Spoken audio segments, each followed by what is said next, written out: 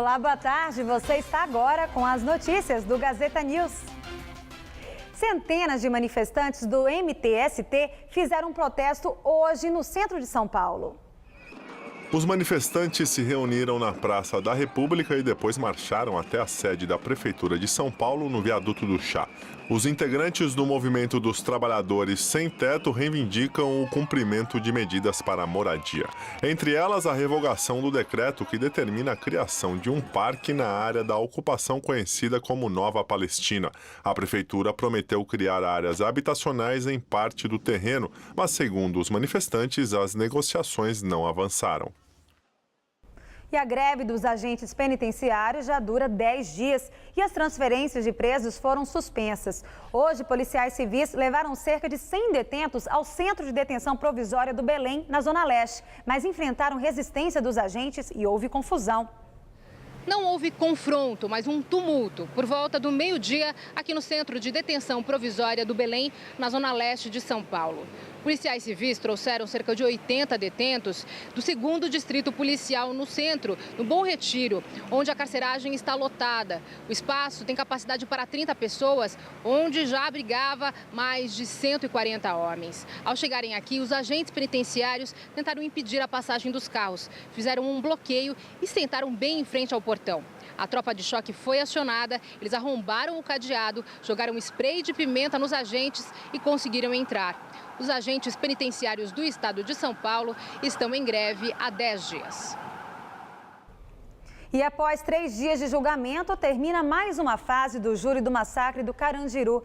10 PMs foram condenados pela morte de 8 detentos no último andar do pavilhão 9 do presídio. 9 desses réus foram condenados a 96 anos de prisão e apenas um a 104 anos de prisão por já ter tido uma condenação anterior por uma tentativa de homicídio. Os promotores comemoraram a decisão e disseram que ela indica mudanças. Marco civilizatório. O discurso da barbárie não é aceito pela sociedade, não foi aceito em nenhum dos júris. E essa defesa usou desse tipo de recurso, de argumentação, de forma mais incisiva que nos anteriores. E, mais uma vez, a sociedade não acolheu.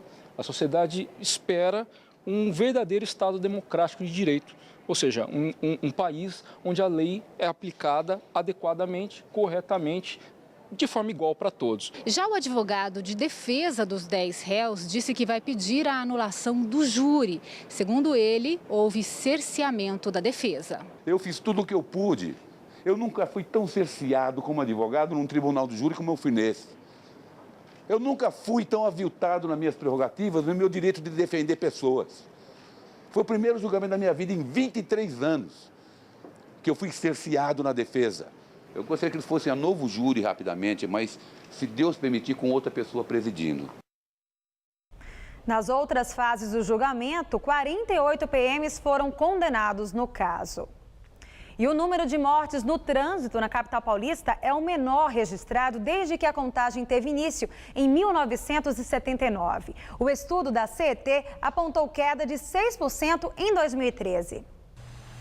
No ano passado, foram 1.152 ocorrências, contra 1.231 em 2012. As principais vítimas continuam sendo os pedestres, que representam mais de 40% do total de mortes. Em seguida, aparecem os motociclistas.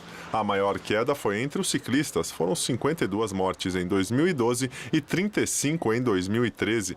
Apesar da redução nos números, os índices de acidentes ainda são altos. Em comparação com Nova York, a taxa de mortes no trânsito em São Paulo é 3 vezes maior. E o sol predominou e a chuva foi passageira e bem pontual aqui em São Paulo nesta quinta-feira. A partir de amanhã o tempo começa a mudar e vem mais chuva por aí. Vamos ver a previsão? Uma frente fria que tem provocado chuvas no sul do Brasil, aos poucos avança em direção ao sudeste e traz chuva para São Paulo a partir de amanhã. Algumas regiões podem ter chuva já pela manhã, principalmente o sul e o oeste. Em alguns momentos o sol até aparece, mas a partir da tarde tem previsão de chuva para todo o estado, inclusive com risco de temporais. A máxima não passa dos 26 graus em Presidente Prudente, mas chega aos 33 na região de Votuporanga. Na faixa leste faz calor de 30 graus no litoral. Já aqui na Grande São Paulo, as temperaturas começam a cair, mas a sensação ainda vai ser de tempo abafado. E não dá para sair de casa sem o guarda-chuva. Amanhã, mínima de 20, máxima na casa dos 28 graus, com chuva a partir da tarde. No fim de semana, o tempo fica mais fechado e a máxima cai para 25 no sábado e para 24 graus no domingo. Vamos agora ver como está o trânsito aqui na capital. A capital registra, neste momento, 137 quilômetros de vias congestionadas. Marginal Tietê, na altura da ponte da Vila Guilherme, a gente começa. Motorista que vai no sentido Ayrton Senna enfrenta, neste momento, trânsito intenso nas duas pistas, na expressa e também na local. Vamos agora na ligação leste-oeste. À direita, para quem vai acessar o elevado, trânsito pesado, mas até andando. À esquerda, para quem vai no sentido da Radial Leste, situação um pouco mais difícil para os motoristas. Agora, pela Avenida da Consolação, no entroncamento com a Avenida Paulista, trânsito pesado, mas fluindo para quem vai no sentido dos Jardins e situação semelhante na direção do centro da cidade. Agora, a Avenida Washington Luiz, trânsito carregado, mas sem transtornos na altura do aeroporto de Congonhas para quem vai para a Zona Sul. Já para o motorista, que segue no sentido oposto do centro, a movimentação é mais tranquila. Essa daí agora é a Avenida Abraão de Moraes, bem na altura do Shopping Plaza Sul. À direita, você vê o movimento para quem segue para a Rodovia dos Imigrantes e do outro lado, para quem vai para Ricardo Jafé. Trânsito fluindo bem ali na região. E agentes da Polícia Federal cumpriram mandados de prisão e busca e apreensão nos estados de São Paulo, Mato Grosso do Sul e Rio de Janeiro. De acordo com a Polícia Federal, uma organização criminosa está usando catanduva para armazenar e distribuir drogas, armas e munição de traficantes e bandidos dos morros cariocas. Durante os 10 meses de investigação, foram realizados 9 flagrantes e 21 prisões. Os agentes apreenderam cocaína, maconha, pistolas e munições. E o Conselho Administrativo de Defesa Econômica vai investigar 18 empresas suspeitas de cartel em licitações de trens e metrôs em São Paulo, Rio de Janeiro, Rio Grande do Sul, Minas Gerais e Distrito Federal. Serão analisadas licitações entre os anos de 98 e 2013. Os contratos investigados somam quase 9 bilhões e meio de reais. Na esfera administrativa, a prática de cartel prevê multa de até 20% dos faturamentos das empresas. O Ministério Público também pode propor ação na esfera penal. E as chuvas dos últimos dias trouxeram de volta um velho problemão na capital, os apagões. Alguns bairros ficaram quase um dia inteiro sem energia. As chuvas de verão não estão atingindo com muita eficácia os reservatórios que abastecem o estado de São Paulo. Mas aqui na capital, as chuvas têm causado muitos transtornos. O temporal que caiu na última terça-feira, na parte da tarde, provocou um apagão nas zonas sul e oeste, sem contar as enchentes. A queda de energia prejudicou muitas pessoas, mas o que a maioria reclama é da demora para a Eletropaulo reestabelecer a energia. Teve comerciante que deixou de faturar cerca de R$4 mil.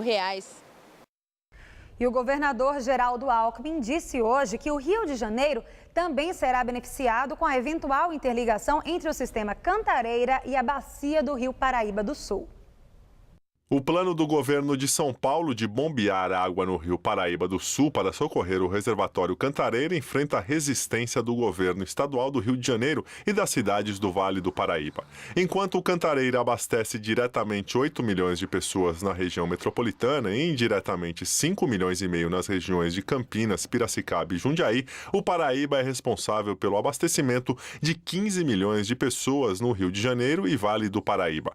Os reservatórios do Cantareira têm operado com apenas 14,4% de sua capacidade, enquanto os da bacia do Rio Paraíba do Sul são muito maiores e estão com quase 42% da sua capacidade. O governador do Rio de Janeiro, Sérgio Cabral, do PMDB, por meio de sua conta no Twitter, disse que os órgãos técnicos vão discutir o assunto.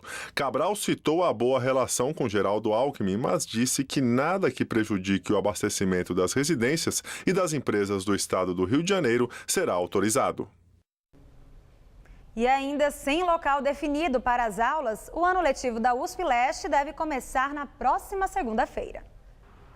O campus está interditado desde janeiro devido a problemas no solo. Segundo laudos que embasaram a ação do Ministério Público, há risco de explosão por acúmulo de gás metano no subsolo. No mês passado, a Justiça estendeu por 40 dias o prazo para a USP apresentar uma solução. Um novo laudo sobre a descontaminação é aguardado. Segundo a USP, já foram tomadas várias medidas para a adequação ambiental da área. E a forte chuva que voltou a atingir a capital nesta tarde derrubou uma árvore na região da Bela Vista. Um carro foi amassado, mas não houve feridos. Segundo o Centro de Gerenciamento de Emergências, o temporal deixou algumas áreas da Zona Norte, Leste e Centro em estado de atenção para alagamentos. E termina hoje mais uma edição da Feira Brasileira de Ciências e Engenharia, a FEBRACE. Os projetos são desenvolvidos por estudantes de escolas públicas e privadas do ensino fundamental e criam alternativas para problemas do cotidiano. 18 anos recém-completos, pouca barba, espinhas no rosto e um objetivo de gente grande, criar uma máquina que pudesse levar água limpa para comunidades carentes. A nossa inspiração para fazer esse projeto foi, na verdade, o problema que havia no Nordeste com relação à seca, que há lá problemas de diarreia, que isso acontecia porque a maior parte da água que era retirada era de poços artesianos. Os meninos do Recife, em Pernambuco, têm apenas 13 anos, mas já estão com a cabeça lá na frente. Criaram um robô e um aplicativo para ajudar idosos em depressão. Através de exercícios propostos pelo robô, que mostra aos idosos como fazê-lo, que assim eles vão ter uma melhoria tanto na parte física, com a massa óssea e muscular melhorada, evitando problemas como osteoporose, artrite e artrose, que eventualmente levam a quedas e a fraturas. Meu objetivo maior é melhorar a qualidade de vida de pessoas, entendeu? Porque futuramente eu vou ser uma delas. Aqui na Feira Brasileira de Ciências e Engenharia, que acontece na Universidade de São Paulo, estão 331 projetos de jovens cientistas do Brasil todo. Além de trocar experiências, eles estão sendo avaliados. Concorrem a troféus, medalhas, viagens internacionais e a oportunidade de continuar fazendo o que gostam. Pedro já é veterano, participou da FEBRACE no ano passado, ganhou vários prêmios, entre eles a possibilidade de participar de uma feira de ciências nos Estados Unidos. Com o apoio do Instituto Butantan, ele descobriu moléculas em um artrópode popularmente conhecido como piolho de cobra, que podem ser usadas para fazer remédios contra várias doenças, até mesmo câncer. É muito bacana você saber que, por conta de um trabalho seu, você está descobrindo alguma coisa que pode vir, inclusive, até a salvar vidas no futuro. E que ninguém descobriu isso antes. Você fala, puxa, mas logo eu... É muito bacana, é muito legal. Só te estimula. A 12ª edição da FEBRACE termina daqui a pouquinho, às 7 da noite. A feira fica dentro da Poli, a Escola Politécnica da USP, na cidade universitária. A entrada é gratuita e é aberta ao público em geral, não só a estudantes. E o Gazeta News de hoje termina aqui. Novas notícias logo mais às 7 da noite no Jornal da Gazeta e no Jornal da Gazeta, edição das 10. Fique agora com Gazeta Esportiva.